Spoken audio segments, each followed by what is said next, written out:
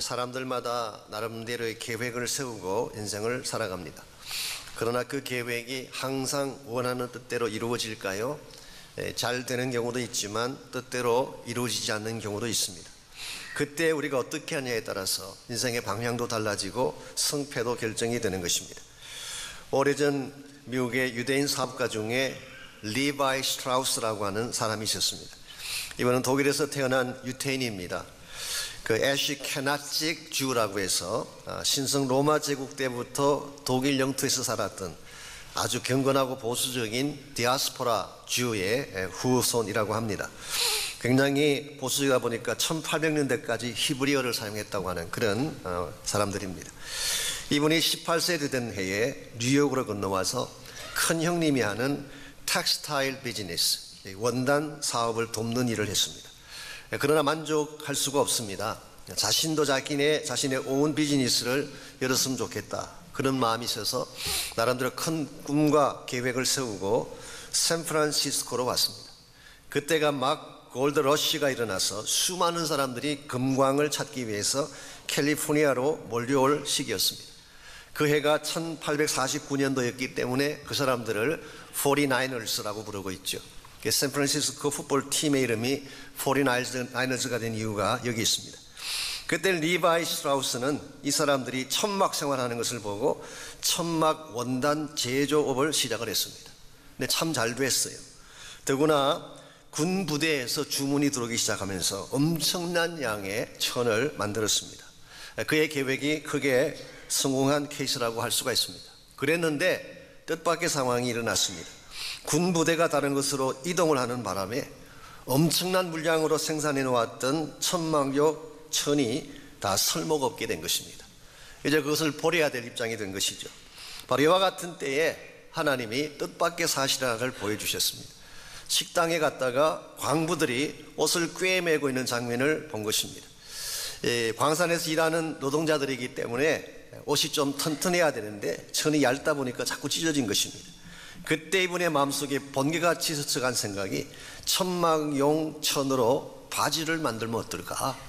두꺼우니까 막 굴려도 괜찮겠고, 그래서 일하기 편안하게 몸에 딱 달라붙는 그런 바지를 만들고 주머니가 잘 찢어지지 않도록 거기에다가 찡을 박아서 옷을 만들어서 판매를 했습니다. 그랬더니 불티나듯이 팔리기 시작했죠. 이 옷이 뭘까요? 그 유명한 진이라고 하는 청바지의 시초가 된 것입니다. 그때 그 진의 상표 이름은 이 사람 이름을 따서 리바이스 진이라고 하는 그 상표가 그때 시작된 것입니다. 미국에서는 그 제임스 딘이라고 하는 배우가 이 옷을 입어서 이 옷이 유명해졌고, 한국에서는 트위스트 킴이라고 혹시 아시는지요? 그분이 이 옷을 입고 다니면서 청바지 유행을 만들었던 적이 있습니다. 우리 인생의 계획이라고 하는 것은 잘 되기도 하지만 잘 안 되기도 합니다. 사람이 만든 계획은 아무리 잘 만들어도 완벽할 수가 없기 때문에 그렇습니다. 그러나 하나님이 세우시는 플랜은 다릅니다. 언제나 완벽하고 언제나 확실하고 그 결과가 항상 최상의 열매를 맺는 것입니다. 그러므로 혹시 인간적인 계획이 이루어지지 않는다고 해서, 내가 세웠던 플랜이 성취되지 않는다고 해서 낙심할 필요가 없습니다. 믿음을 가지고 하나님께 나가면 하나님께서 우리를 위해 준비해 놓으신 더 완벽하고도 더 아름다운 플랜이 기다리고 있기 때문입니다. 때때로 하나님의 플랜은 우리가 다 이해할 수가 없을 때가 있습니다. 너무나 높고 숭고하기 때문에 그 계획을 다 소화시키지 못할 때가 있죠. 때에 따라서는 나의 생각과 다른 모습으로 계획이 주어질 때도 있습니다. 그러할지라도 하나님을 신뢰하고 믿음으로 따라가면 반드시 최선의 열매가 주어지는 것입니다. 그래서 이사야 55장 8절과 9절은 이렇게 기록하고 있습니다. 내 생각이 너희 생각과 다르며 내 길은 너희 길과 달라서 하늘이 땅보다 높음같이 내 길은 너희 길보다 높으며 내 생각은 너희 생각보다 높다고 말씀하셨어요. 하나님의 생각과 우리의 생각은 다릅니다. 하나님의 플랜과 우리의 플랜은 다를 수가 있죠. 그런데 하나님의 플랜이 항상 높다는 것입니다. 하나님의 계획이 항상 옳다는 것입니다. 여러분, 제가 이 사실을 확신하고 어떠한 플랜이든지 하나님이 세우신 계획이라면 내 인생의 최선이다, 이 사실을 믿고 하나님께로 나가게 되면 반드시 하나님이 준비하신 그 계획의 충만함을 경험할 수가 있습니다.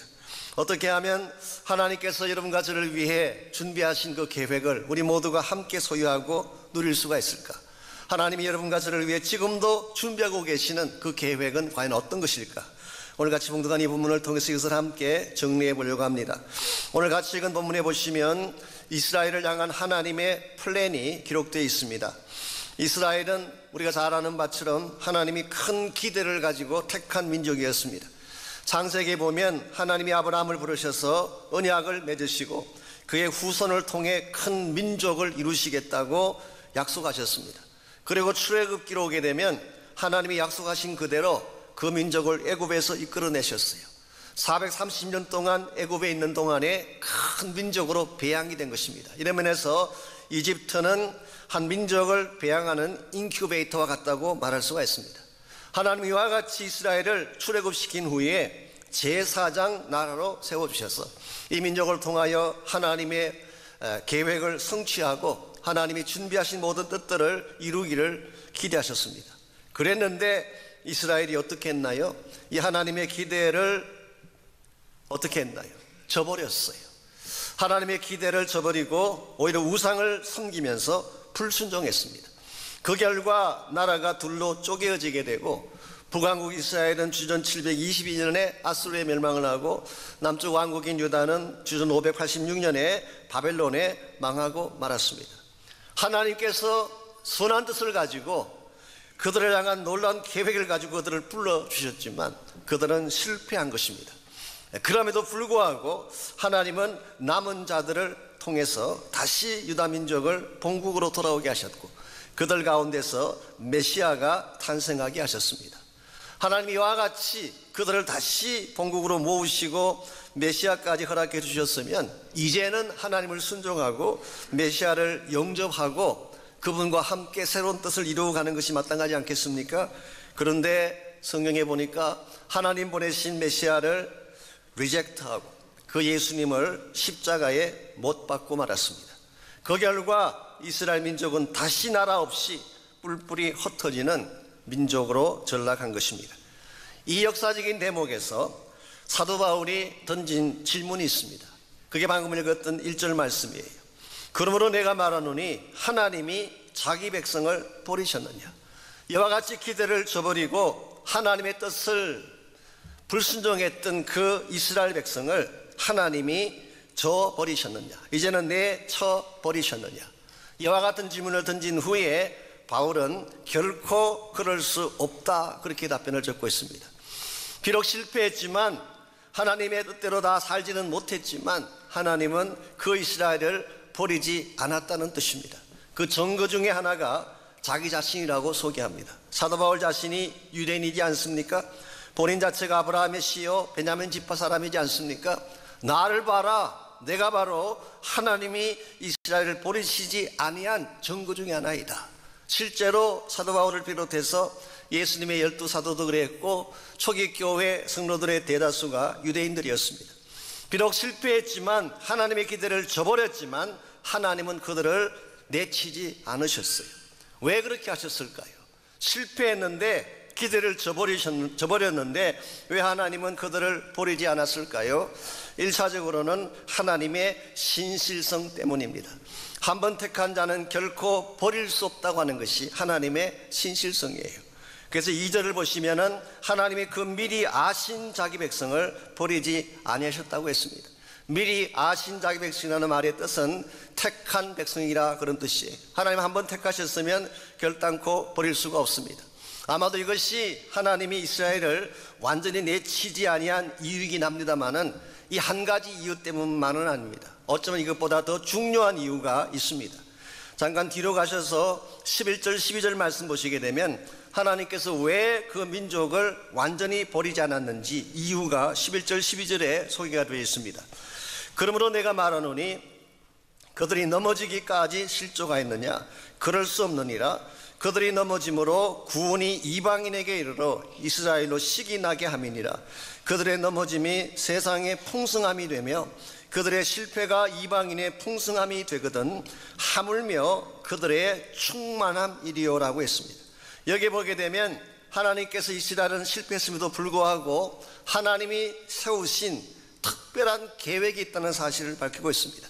첫 번째가 이방인에게 복음이 주어질 기회를 주신 것입니다. 유대인들이 리젝트했던 그 복음이 이방인에게 갔어요. 그래서 많은 이방인들이 하나님께로 돌아오게 했습니다.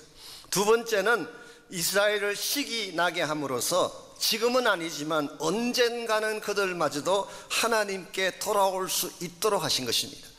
참고로 25절을 보시면은 이방인의 충만한 수가 들어오기까지라고 했어요. 언제가 될지는 모르지만 이방인 모두에게 복음이 전거되는 어느 시점이 되게 되면 하나님이 이스라엘도 다시 돌아오게 하실 것을 말씀하십니다. 그 결과 12절에 있는 것처럼 이스라엘의 충만함을 이루시기 위한 목적. 이스라엘의 충만함이라고 하는 것은 이스라엘의 충만한 숫자를 말하는 것이고, 우리 11장 전체의 문맥을 정리해 보게 되면 이방인이건 유대인이건 예수를 믿는 진정한 의미에서의 온 이스라엘을 충만하게 구원할 계획을 말씀하는 것입니다. 여기 충만함이라는 이 단어가 헬라말로 굉장히 중요하고 유명한 단어입니다. 플레로마라고 하는 단어인데 일반적으로는 fullness, 완전함, 꽉 찬, 이와 같은 그 번역으로 해석할 수 있는 단어이기도 합니다. 하나님께서 준비하신 축복은 부분적인 것이 아니라 꽉 찬 축복, fully 꽉 찬 축복, full fledged blessing, 완전히 꽉 차 있는 축복. 이것이 하나님께서 이스라엘을 위한 계획이기도 하고 오늘 여러분과 저를 향한 하나님의 플랜이기도 합니다. 솔직히 말씀드려서 우리 가운데에 모자라지 않는 사람이 어디 있어요? 우리 가운데 실패하지 않는 사람이 어디 있겠습니까? 이스라엘만 실패했나요? 우리도 마찬가지로 실패했고 이스라엘만 기대를 저버린 것이 아니라 여러분과 저도 하나님의 기대를 저버렸지만 하나님은 우리를 쳐내지 아니하시고 언젠가 꽉 찬 축복을 누릴 수 있도록 하나님은 계획을 세우고 계십니다. 성경에 보게 되면 하나님이 준비하시는 축복은 항상 fullness, 꽉 찬 축복이에요. 누가복음 5장에 보면은 베드로가 밤새 그물을 던졌지만 빈 그물밖에 가지지 못했어요. 실패한 채 빈 그물을 들고 새벽녘에 돌아왔을 때에 예수님께서 분부하십니다. 깊은 데로 가서 그물을 던져보라 그랬을 때에 그물이 꽉 찼습니다. fullness, 이게 하나님이 준비하신 축복이에요. 요한복음 2장에 보게 되면 가나안 혼인잔치 때도 돌 항아리에 물을 아구까지 채우라고 했어요. 그 아구까지 찬 그 물이 포도주가 되는 기적을 주셨죠. 그래서 그 잔치가 기쁨이 충만한 잔치가 되게 하시는 것. 열왕기하 4장에 보게 되면 엘리사를 통해서 기적을 행하실 때에 기름병이 다 찰 때까지 하나님이 기름을 부어주셨어요. 이게 바로 성경이 말씀하고 있는 하나님 계획의 특징입니다. 여러분과 저를 향하신 하나님의 계획도 항상 꽉 찬 축복, 충만하고 넘치는 축복, 이것이 오늘 여러분과 저를 위해 준비해 놓으신 하나님의 플랜입니다. 이걸 누려야 되지 않겠습니까? 이 충만한 하나님의 계획에 참여해야지 우리 인생이 회복되고 진정한 기쁨을 누릴 수 있지 않겠습니까? 우리가 어떻게 할 때에 하나님이 우리를 위해 준비해 놓으신 이 충만한 계획을 우리 소유로 삼고 이것을 누리며 살아갈 수가 있을까요? 오늘 본문에 보시면은 하나님의 플랜에 참여하는 데 꼭 필요한 세 가지 요소를 오늘 본문을 통해서 바울은 소개하고 있습니다. 제일 첫 번째가 우리의 시각을 넓히는 것입니다. 하나님의 플랜에 참여하려면 우리의 안목이 넓어져야 된다. 편협되거나 치우치게 되면 하나님의 계획을 볼 수가 없습니다. 2절에서 4절까지를 보시면은 편협된 시각을 가지고 있던 대표적인 예 하나를 오늘 성경이 소개합니다. 그것은 바로 구약의 대표적인 선지자인 엘리야에 대한 스토리입니다. 2절부터 보겠습니다. 너희가 성경이 엘리야를 가리켜 말한 것을 알지 못하느냐? 그가 이스라엘을 하나님께 고발하되 그랬어요. 이 고발한다는 이 표현이 법적인 용어입니다. 어필한다, 플레이드한다 그런 뜻이. 이 법정에 사용하는 용어인데 엘리야가 일반적으로는 좋은 선지자죠. 그리고 대다수의 성경에서 엘리야를 인용할 때는 구약을 대표하는 훌륭하신 선지자로 표현을 하는데 오늘 본문은 조금 다른 측면을 소개합니다. 엘리야가 하나님께 나아가서 이스라엘 백성 전체를 고발을 했어요. 어떻게 고발했나요? 3절에 보십시오. 주여 그들이 주의 선지자들을 죽였으며 주의 재단들을 헐어버렸고 나만 남았는데 내 목숨도 참고 있습니다. 이걸 쉽게 요약하면 이런 뜻입니다. 다른 사람들은 다 하나님 버리고 다 하나님 대적하고 떠나갔는데 나만 홀로 고군분투했습니다. 그런 뜻이에요. 모든 이스라엘 백성들이, 북쪽에 살던 모든 이스라엘 백성들이 다 선지자를 죽이고 제단을 허물고 하나님을 대적했는데 나만 외롭게 단신투쟁을 했습니다. 사뭇 원망이 좀 섞여 있는 고발이라고 설명할 수가 있습니다. 우린 여기서 자기중심적인 관점에 젖어 있는 엘리야를 발견할 수가 있습니다. 엘리야는 자기가 본 것만 알고 있었어요. 자기가 경험한 것만 일어난 일이라고 생각을 했습니다. 솔직히 말씀드려서 엘리야가 그 시절에 그런 사역을 할 수 있었던 근본 이유는 하나님 때문 아니었어요. 하나님이 도와서 그가 승리하고 여기까지 온 것이지 홀로 고군분투해서 승리한 거 아니잖아요. 그럼에도 불구하고 엘리야는 자기가 본 것, 자기가 경험한 것, 이 편협된 시각을 가지고 그 상황을 본 것입니다. 그래서 4절을 보시면은 하나님께서 이렇게 말씀하십니다. 그에게 하신 대답이 무엇이냐? 내가 나를 위하여 바알에게 무릎 꿇지 아니한 사람 7,000명을 남겨두었다. 너무 성급하게 결론 짓지 마, 그런 뜻이에요. Don't be too quick to judge. 너무 쉽게 판단하고 너무 쉽게 결론 짓지 마. 너 말고도 7,000명이 더 남아있었다. 자기 눈에 보이지 않는다고 해서 아무도 없었을까요?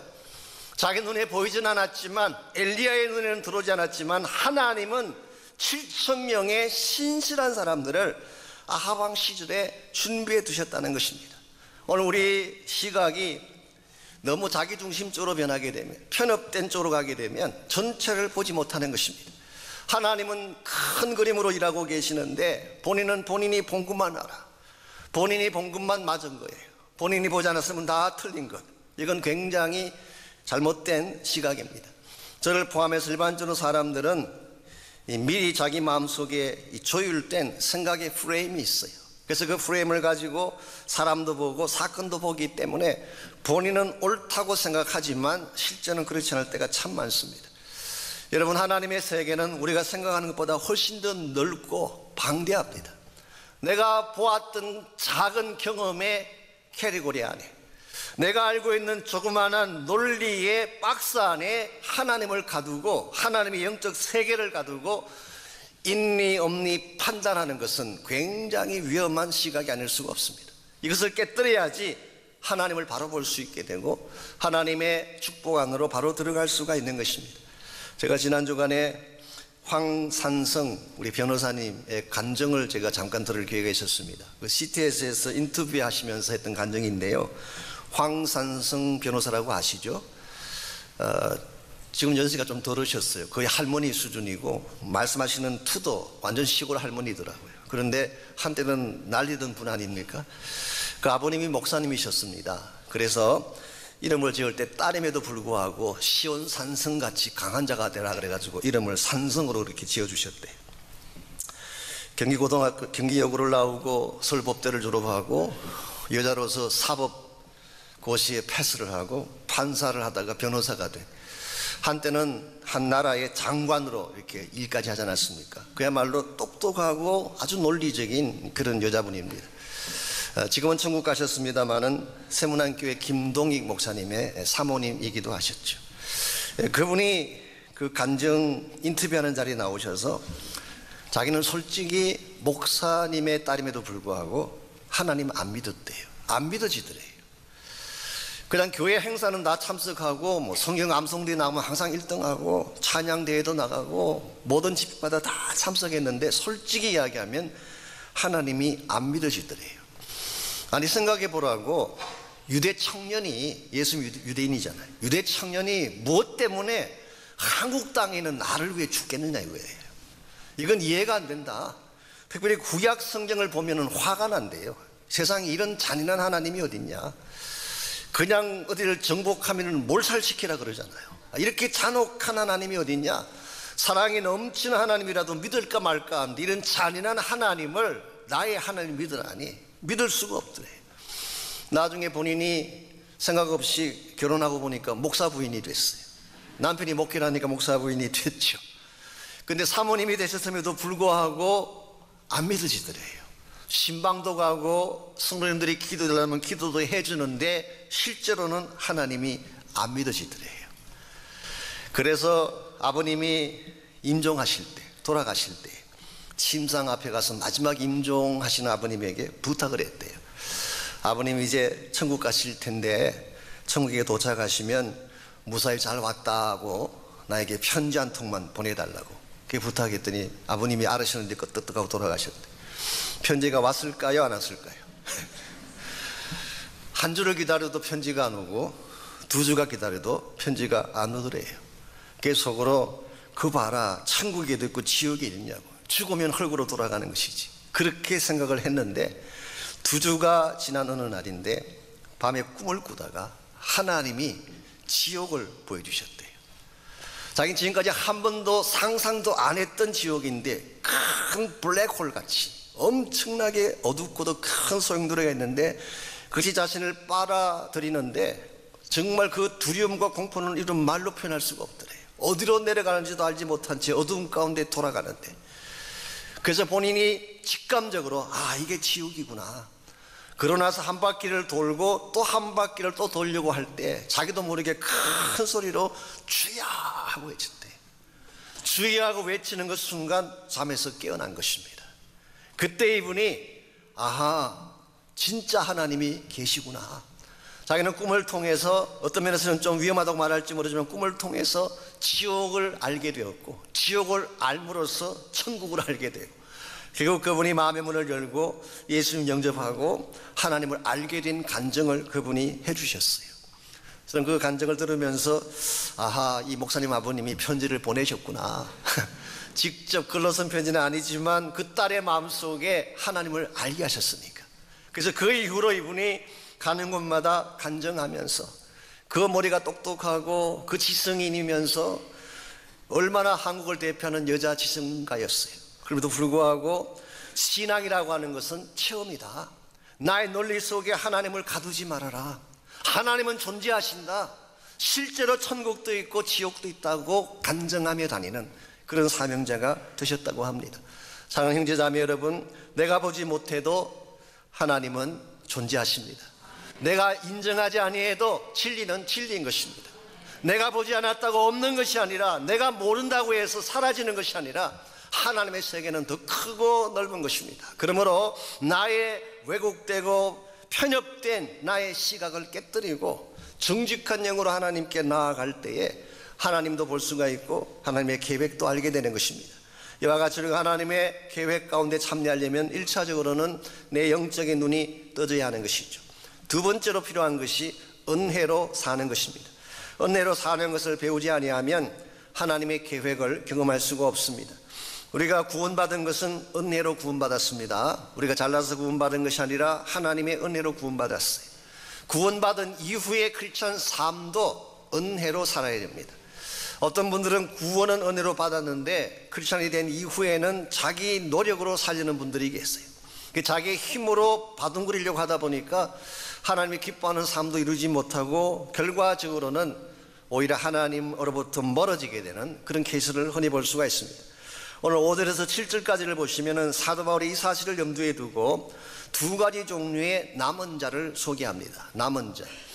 이 성경에서 일반적으로 remnant, 남은 자라고 하면 하나님을 신실하게 믿는 구원받은 자들을 지칭하는 것이 일반적인 통례입니다. 그런데 오늘 본문에서는 두 가지 종류를 소개했어요. 먼저 5절 말씀 보시면 지금도 은혜로 택하심을 따라 남은 자가 있느니라. 5절에 소개된 남은 자는 은혜로 택하심을 따라 남게 된 사람, 바로 이 사람이 믿음으로 구원받은 사람들을 말하는 것입니다.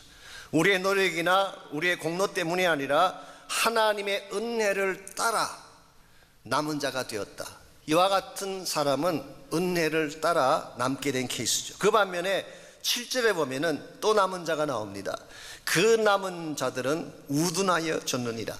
여기서 말하는 이 남은 자는 이스라엘 백성의 머조리티를 말합니다. 좀 더 구체적인 설명을 드리자면 앞서 말씀드렸던 7,000명을 제외한 대다수의 이스라엘 백성들, 이것을 남은 자라고 표현했어요. 이 사람들은 우둔하여 졌느니라. 우둔하다고 번역한 이 단어가 사실은 hardened 혹은 stubborn, 마음을 닫았다, 마음의 고집을 가지고 있다. 그래서 마음을 열지 아니하고 끝까지 하나님의 은혜를 거부했다, 그런 뜻입니다. 이것이 바로 이스라엘 백성의 문제였어요. 하나님은 그들을 은혜로 다루시려고 찾아오셨는데 이스라엘 백성은 하나님의 은혜를 리젝트하고 자기 행위와 자기의 노력으로 살겠다고 하나님을 버린 것입니다. 이와 같이 자기의 힘으로 살겠다고 했던 이 이스라엘 백성이 정말 바르게 살았나요? 율법대로 살았나요? 도덕적으로 깨끗했나요? 오히려 반대입니다. 부패할 만큼 부패하고 마음은 상할 대로 상하게 되고 하나님 대신 우상을 섬겼던 사람들이 하나님의 은혜를 거부했던 이스라엘의 남은 자 아니었습니까? 여러분과 제가 이 두 남은 자 중에 어떤 남은 자가 되어야 할까요? 당연히 하나님의 은혜를 억셉트하고 그 은혜의 감격 가운데 살아가는 남은 자가 되어야 합니다. 내가 여기까지 오게 된 이유는 하나님 은혜 때문이지 나의 공로나 나의 잘남 때문이 결코 아닙니다. 그러므로 앞으로 살아가야 될 나의 삶의 자세도 나를 뽐내고 나를 자랑하기 위한 삶이 아니라 처음부터 끝까지 주님 은혜입니다라고 고백을 하고 은혜 앞에 굴복하는 삶을 살아가야지 하나님이 기뻐하시는 바른 삶이 되는 것입니다. 고린도서 15장 10절에 보게 되면 사도 바울의 위대한 고백이 나옵니다. 우리가 아는 바처럼 일평생 누구보다 더 많이 수고했던 사도였어요. 성경에 기록된 어느 누구보다도 더 많은 교회를 개척하고 더 많은 선교 사역 열매를 남겼던 사람이 사도 바울 본인이었어요. 그럼에도 불구하고 바울은 고전 15장 10절에서 고백하기를 나의 나 된 것은 하나님의 은혜로 된 것이다. 내게 주신 그분의 은혜가 헛되지 아니하여 내가 모든 사도보다 더 많이 수고하였으나 내가 한 것이 아니요 오직 나와 함께 하신 하나님의 은혜로다. 여기에 은혜를 인정하며 사는 바른 성도의 모습이 잘 나타나 있습니다. 자랑이 없습니다. 나의 의의가 없습니다. 내가 잘났다 주장하는 자기 주장이 없어요. 모든 것은 하나님이 하셨다. 모든 원인자는 하나님이시다. 내가 많은 수고도 했고 많은 열매도 맺었지만 내가 아니다, 하나님이다. 이게 은혜로 사는 사람의 바른 모습입니다. 이와 같은 것이 바울이었기 때문에 하나님은 사도 바울에게 다른 누구에게도 보여주지 않던 그리스도의 비밀을 보여주셨어요. 에베소서나 고로새서를 읽어보십시오. 하나님은 사도 바울에게 무스테리온, 하나님 나라의 비밀을 보여주셨어요. 그리고 남은 생에 이 비밀을 이루기 위해서 하나님이 더 위대하고 창대한 하늘나라의 플랜이죠. 그 플랜에 동참시켜 주셨고 죽는 순간까지 이것을 위해 달려간 생애였던 것을 알 수가 있습니다. 사랑하는 성도 여러분, 나를 비우면 하나님이 보입니다. 나를 내려놓으면 그때 하나님이 일하기 시작하는 것입니다. 가정도 교회도 마찬가지입니다. 목에 힘 주면 기스날 위험이 있어요. 깨지는 것입니다. 목에 힘 주며 살아가기보다 무릎 꿇는 것이 훨씬 더 아름다운 모습이에요. 정말 은혜를 아는 사람은 무슨 일을 하든 하나님 사단 앞에 무릎을 꿇습니다. 그리고 하나님, 나를 하나님 뜻대로 마음대로 사용해 주십시오. 나는 아무것도 아닙니다. 하나님이 나를 다스려 주십시오라고 고백하며 살아갈 때에 하나님은 더 큰 축복도 안겨주시고 하나님의 신비로운 계획도 알게 하는 것입니다. 마지막 세 번째로 우리가 하나님의 그 충만한 계획 가운데 참여하려면은 마비된 우리의 심령이 살아나야 됩니다. 우리의 심령이 살지 아니하면 우리 하나님의 위대한 계획에 동참할 수가 없습니다. 8절에서 10절까지를 보시면 하나님의 은혜를 거부하고 제 마음대로 살겠다던 남은 자들이 실제로는 어떤 삶을 살았는지가 8절에서 10절에 자세하게 기록이 되어 있습니다. 먼저 8절 말씀 보시면 기록된 바 하나님이 오늘까지 그들에게 혼미한 심령과 보지 못할 눈과 듣지 못할 귀를 주셨다 함과 같으니라. 이게 혼미한 심령이라는 표현이 나옵니다. 우리말 번역에는 혼미하다고 번역을 했지만 실제 이 원어는 마비되었다는 뜻이에요. insensitive, 마비된, paralyzed. 그래서 아무것도 정상적으로 보지 못하고 듣지 못하고 감각이 없는 상태, 이게 바로 심령이 마비된 케이스인 것입니다. 이와 같이 우리의 심령이 마비되게 되면 9절에서 10절까지를 보십시오. 세 가지 고통이 동반된다고 오늘 성경이 밝힙니다. 제일 첫 번째가 밥상이 올무에 걸리게 된다. 여기서 말하는 밥상은 문자 그대로 밥상입니다. 여러분 식사하시는 밥상, 그 밥상을 말합니다. 이것은 생명줄과 같은 것입니다. 여러분 밥상에 올라온 식사를 하지 못하면 어떻게 될까요? 돌아가시는 거죠. 그래서 육체적으로 밥상에 올무 걸렸다, 이 말은 식탁 앞에서 식사를 하지 못하는 상태를 말하는 것입니다.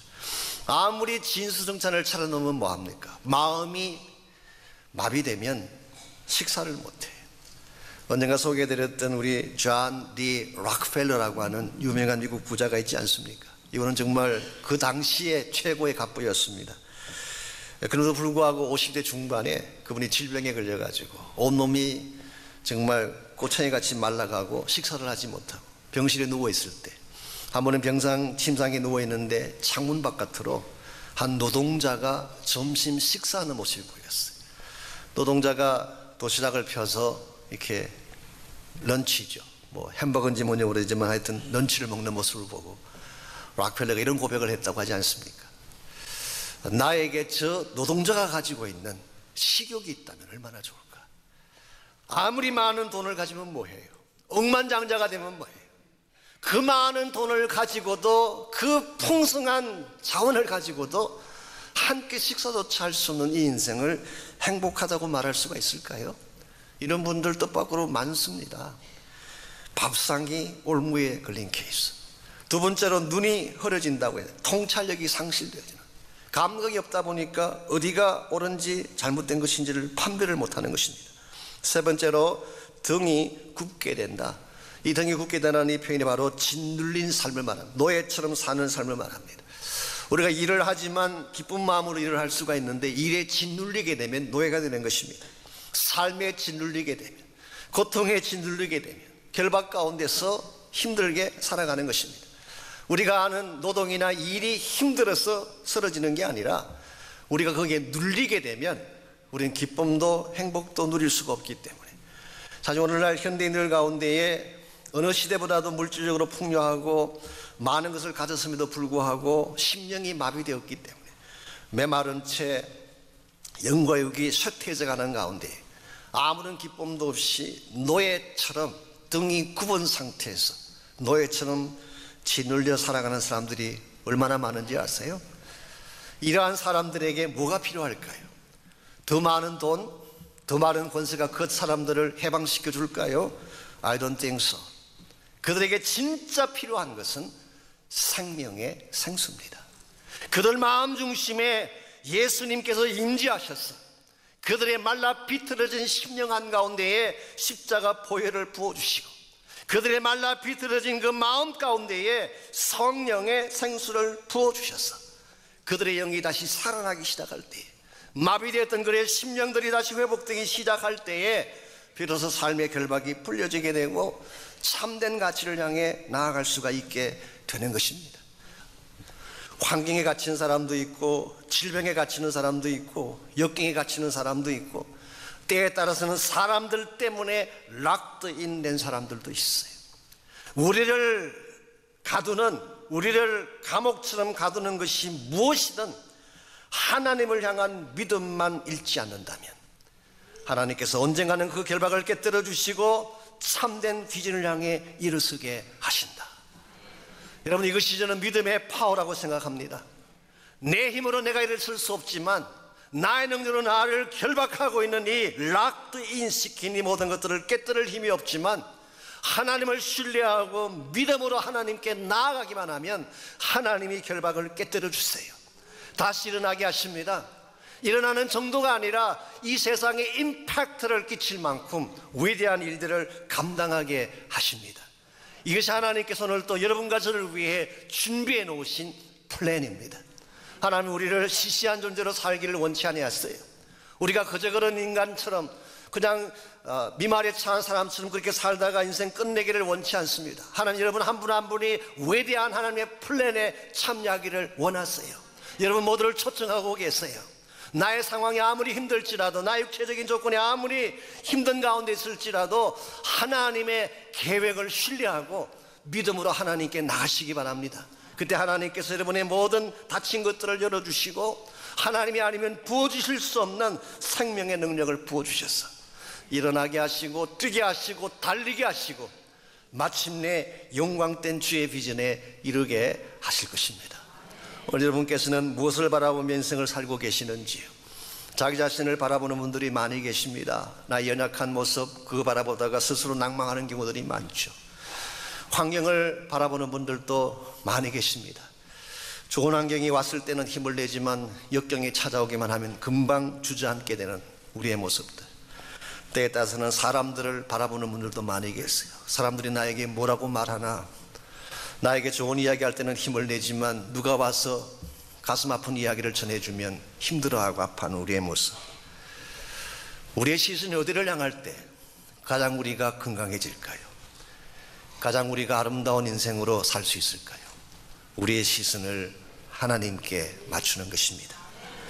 우리의 모든 시선을 그분에게 맞추고 우리의 마음을 그분에게 집중하고 그분이 가시는 곳을 따라가게 되면 우리는 반드시 영광 가운데 설 수가 있고 하나님의 위대한 뜻을 향해 나아갈 수가 있습니다.